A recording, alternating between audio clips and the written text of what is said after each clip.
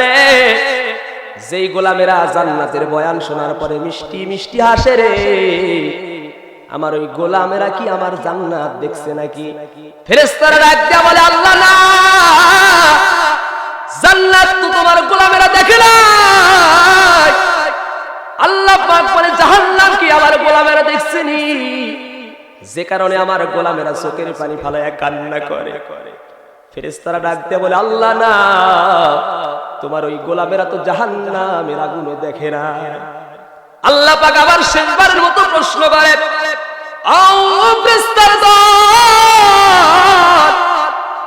ওই যে কবরস্থানের মাহফিলে মানুষগুলো বসে গেল, জান্নাতের বয়ান শুনে হাসলো, জাহান্নামের বয়ান শুনে চোখের পানি ফালায়া কান্না করলো, ওই গোলামগুলো কি আমি আল্লাহরে দেখছি নাকি? বলে আল্লাহ তাও তো দেখে নাই।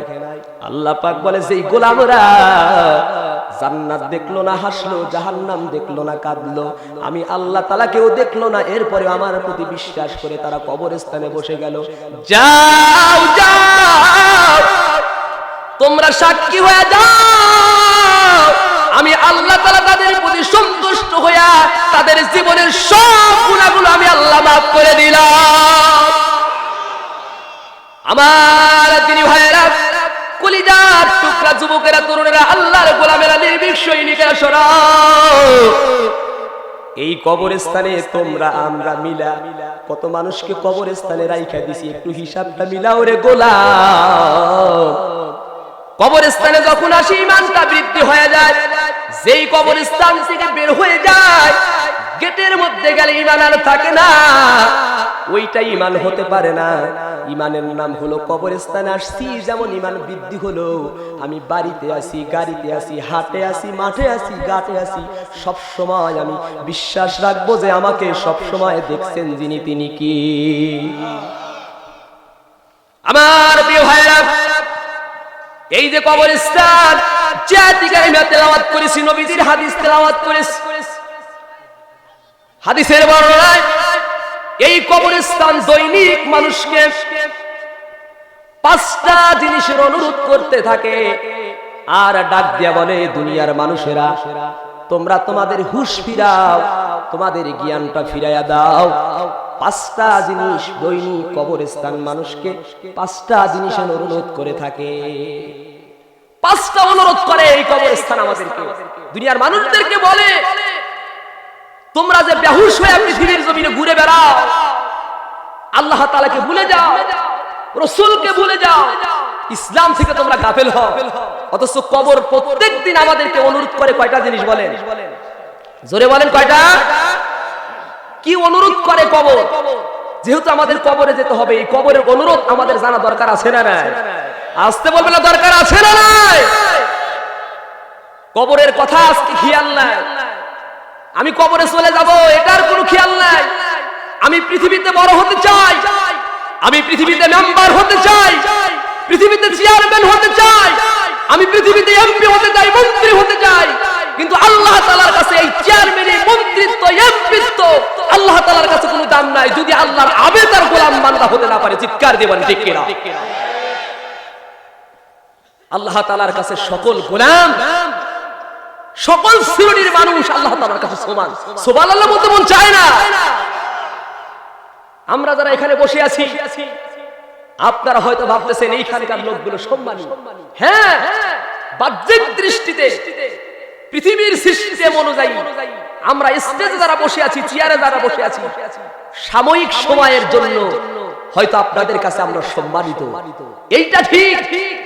তবে আল্লাহর কসম করে বলি, আমরা চেয়ারে বসে আছি, আমরা যদি আল্লাহর কাছে যদি দামি না হতে পারি, আমার চাইতে সলিমুদ্দিন আর কলিমুদ্দির দাম আল্লাহ তাআলার কাছে বেশি। সুবহানাল্লাহ বলতে মন চায় না? আমাদেরকে অনুরোধ করা কয়টা জিনিস বলে? জোরে বলেন কয়টা? এই 5টা জিনিস আজকে জেনে যাবো ইনশাআল্লাহ। আমার সময় যদি এতে যদি কয়টা বাজে বাজুক, তাহলে কি বলেন আপনারা? না কি মনে করেন আপনারা? পূর্ণাঙ্গ ভাবে যদি কথা বলতে না পারি, কবর কি বলতেছে, কি ডাক দিতেছে, কবর থেকে যদি কবরে চলে যাব, ফ্ল্যাট হয়ে চলে যাব, আমি শেষ হয়ে যাব, আমি মরে যাব, শেষ হয়ে যাব, আমার ক্ষমতাগিরি, আমার মন্ত্রিত্ব, আমার এমপিত্ব, আমার দাম্পত্য, আমার সম্পদের অহংকার যদি মিশে যদি নাই নিতে পারি, এই কোরআনের মাহফিল দিয়ে কোনো লাভ নাই। আসতে বলবো না ঠিক কিনা? কবর আমাদেরকে দৈনিক ডাক দিয়া বলে, দুনিয়ার মানুষেরা, এক নম্বরে কবর অনুরোধ করে, দুনিয়ার গোলামেরা শোনো, আমি কিন্তু এমন একটা কবর, আমি হলাম একাকী ঘর। তোমরা যখন কবরে আসবা, আসার পূর্বে তোমরা কবরে আসার পূর্বে তোমরা একটা সঙ্গী নিয়ে আসো। পৃথিবীর মানুষেরা শোনেন, আপনারা ভালো করে কান লাগান।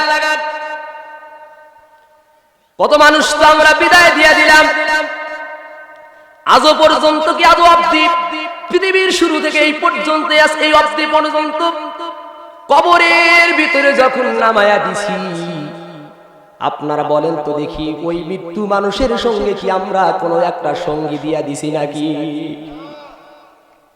কিন্তু কবর ডাক দিয়া বলে, গোলাম, এমনি তুমি কবরে আইসো না রে, আইসো না।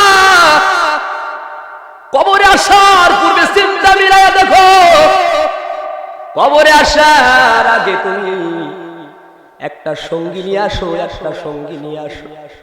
একা যদি কবরে আসো রে গোলাম, ওই কবরের সঙ্গী ছাড়া তুমি থাকতে পারবা না। আমার প্রিয় ভাইয়েরা, এবার আপনারা বলেন তো দেখি, যেই কবর আমাদেরকে সঙ্গী নিয়ে যাইতে বলছে, কবরে আমাদের সঙ্গী নিয়ে যাইতে হবে। আমরা তো পৃথিবীর মানুষ, কেউ যাবে না, বিবি আমার সঙ্গে যাবে না, সন্তান সঙ্গে যাবে না, আমার বন্ধু আমার সঙ্গেও যাবে না। আমার সঙ্গে কবর যেই জিনিসটা নিতে বলে, আপনারা বলেন তো দেখি, সেই জিনিসটা আমাদের জানা দরকার আছে না? না। আপনি কবরের মধ্যে যেই জিনিস নিয়ে যাইবেন রে বন্ধু,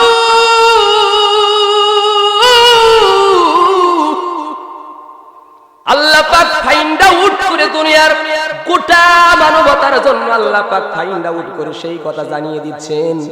আল্লাহ রাব্বুল আমিন সূরাতুল বানি ইসরাঈলের 82 নম্বর আয়াত, আল্লাহ পাক রব্বুল আমিন সেই কথা বলে, গোলাম তোমার যেই সঙ্গীটা নিয়ে যাবা সেটার নাম হলো ওয়া নুনাজ্জিলু মিনাল কুরআনি মা হুয়া শিফাউ ওয়া রাহমাতুল লিল মুমিনিন।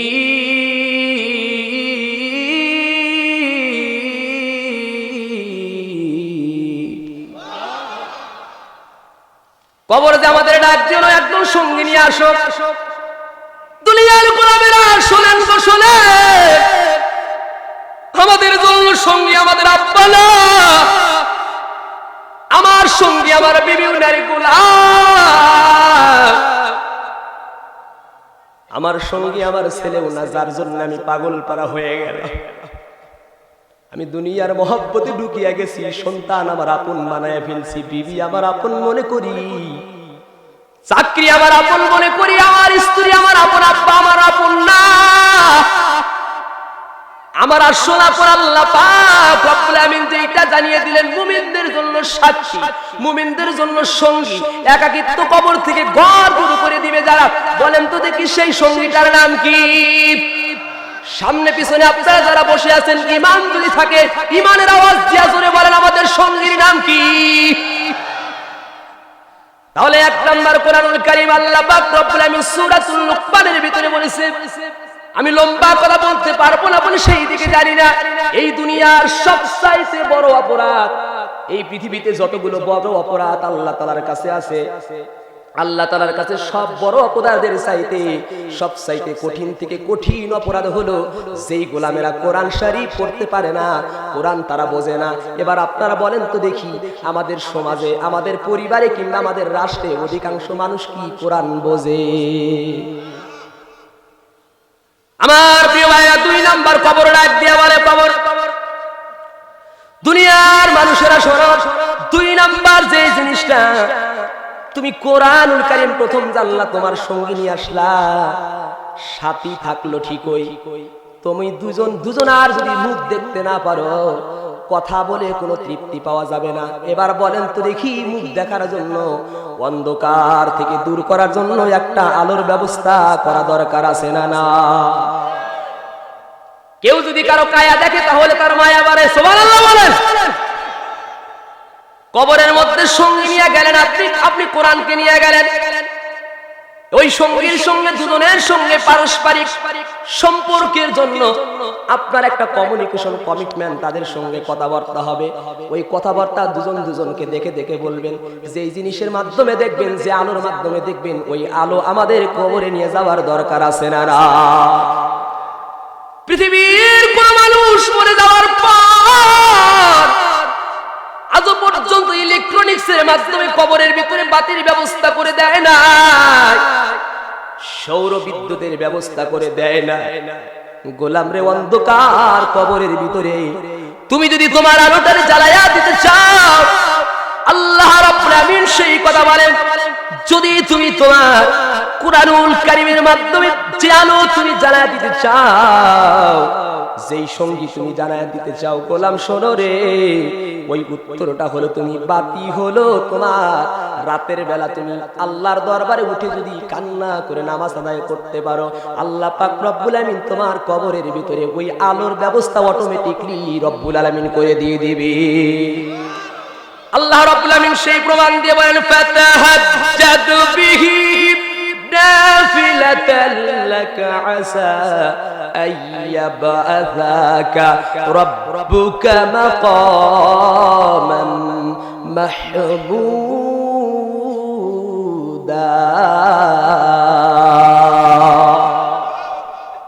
আল্লাহ রাব্বুল আমিন বলেন, কবরের মধ্যে যদি তুমি বাতি চাও, 2 নম্বর কাজ, রাতের গভীরে তুমি উঠে যাও আর মালিকের সঙ্গে তোমার অন্তঃকরণটা মিলাইয়া দাও। আল্লাহকে ডাক দিয়া বলো, দয়ার মালিক,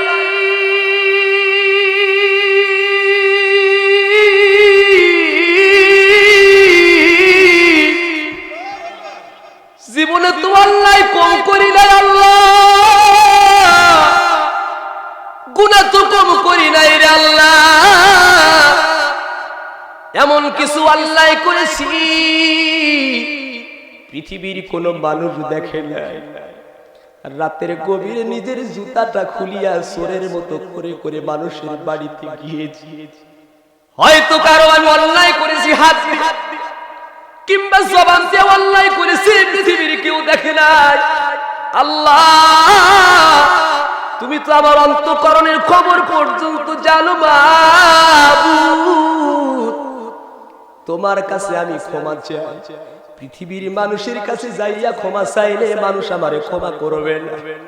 পৃথিবীর মানুষের কাছে যদি আপনি একবার থেকে 2 বার যান, আমি মিথ্যা কথা বলবো না, সত্য কথাই বলি। আমার এই স্টেজে চেয়ারম্যান সাহেব, সাবেক চেয়ারম্যান আছে কিংবা যারা চেয়ারম্যান প্রার্থী হয়ে দাঁড়াইছে, দুনিয়ার মানুষ যদি চেয়ারম্যানের কাছে 2 থেকে 3 বার যায়, চেয়ারম্যানরা বেজার হয়।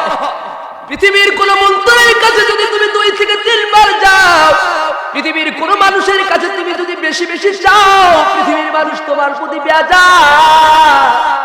আর আমার আল্লাহ এমন রব, এমন ইজ্জাতুল জালাল আমার আল্লাহ বলে, গোলাম তোর আমার কাছে চাইতে দেরি, আমি দিতে দেরি করি না। বলেন না সুবহানাল্লাহ। আমার প্রিয় ভাইরা, সংক্ষিপ্ত করে এই জন্য বলতেছি, সমাজে যখন 3 নাম্বার কবর যেই জিনিসটা ডাক দিয়ে বলে, এই পৃথিবীর মানুষেরা আমি হলাম মাটির ঘর, তুমি বিছানা সঙ্গে করে নিয়ে আসো। এবার বলেন তো দেখি, মারা গেলে কেউ কি কোনোদিন তসক দিয়া, কম্বল দিয়া, ল্যাপ দিয়া কি কবরের মধ্যে দেয় নাকি? কোনদিন পৃথিবীর মানুষ ল্যাপ দিয়া দেয় না, কম্বল দিয়া দেয় না, বিছানাও দিয়া দেয় না। পৃথিবীর কোন মানুষ একটা বদলাও দিয়া দেয় না। ওই কবরের মধ্যে একাকি যেতে যায়। এই জন্য আল্লামা শেখ পুরী রহমাতুল্লাহ আলাইহি বলেন, গভীর রজনীতে এই পৃথিবীর কোলাহল যখন বন্ধ হয়ে যায়, আল্লামা শেখ পুরী রহমাতুল্লাহ আলাইহি বলেন, পৃথিবীর সকল মানুষ যখন ঘুমায়া গেল, তাদের জন্য ওয়ানাউমাতু সুবাতা, আল্লাহ পাকের পক্ষ থেকে নিয়ামতপূর্ণ ঘুম যখন দেওয়া হলো। ক্লান্তি আসার কারণে মানুষ বিছানায় ঘুমায়া গেল, ঘুমায়া যাওয়ার কারণে ওই মানুষটা নিয়ামত আল্লাহর পাইলো। তুমি মনে করবা ভালো করে আল্লাহ কেন এই কথাটা। আল্লামা শেখ পুরী রহমাতুল্লাহ আলাইহি বলেন, তুমি যখন রাতের বেলা অসুস্থ শরীর নিয়ে বিছানার মধ্যে ঘুমাইতে গেলা, পৃথিবীর সব মানুষগুলো ঘুমায়া গেল, স্তব্ধ হয়ে গেল, পৃথিবীটা নীরব হয়ে গেল। তোমার অসুস্থতার কারণে